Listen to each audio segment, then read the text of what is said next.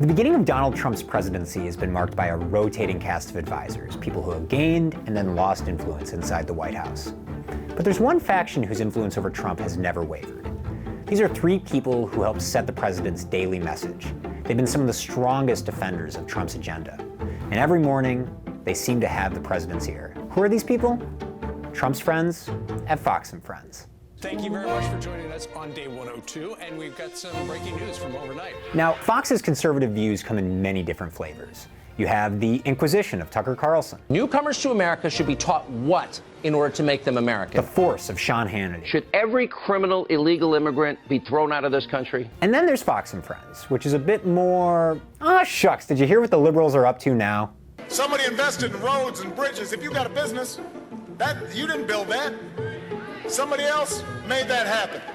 Wow, well, these two girls beg to differ. They built their lemonade business not only without government help, but without any help. But don't be fooled by the softer touch. Fox and Friends defends the Trump administration just as much as the rest of Fox's lineup.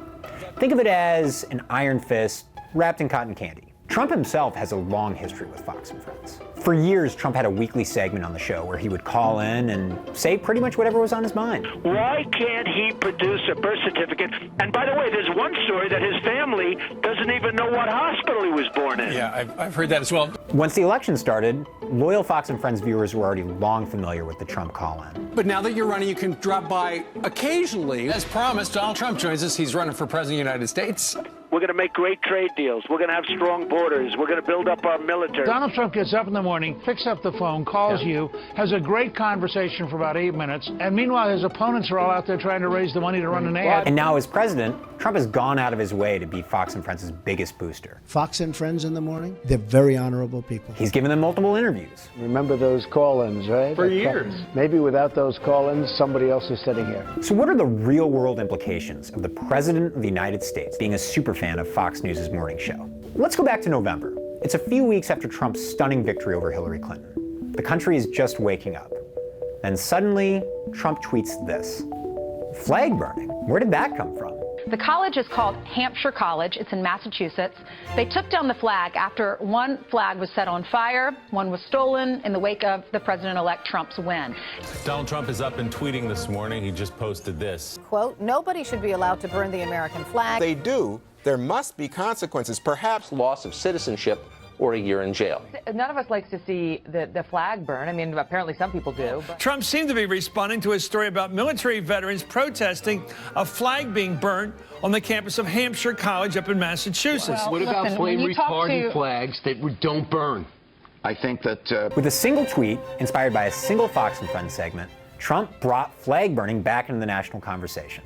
And look, flag burning eventually faded into obscurity. It was just another Trump tweet that came, dominated a news cycle, and then eventually disappeared. But on the other hand, the president's words can have consequences. Back in March, Trump found himself under fire for accusing President Obama, without evidence, of wiretapping him. Trump needed something, anything, to back up this statement. Enter Fox and Friends.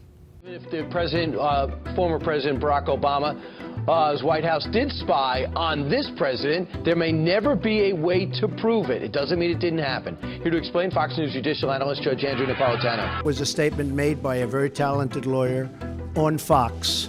On Fox News on March 14th, Judge Andrew Napolitano made the following statement. 3 intelligence sources have informed Fox News. The President Obama went outside the chain of command. He didn't use the NSA. He didn't use the CIA. He used GCHQ. What the heck is GCHQ? It's the initials for the British intelligence spying agency. And what was once a domestic controversy quickly exploded into an international incident. The British spy agency, GCHQ, called the claims nonsense and utterly ridiculous.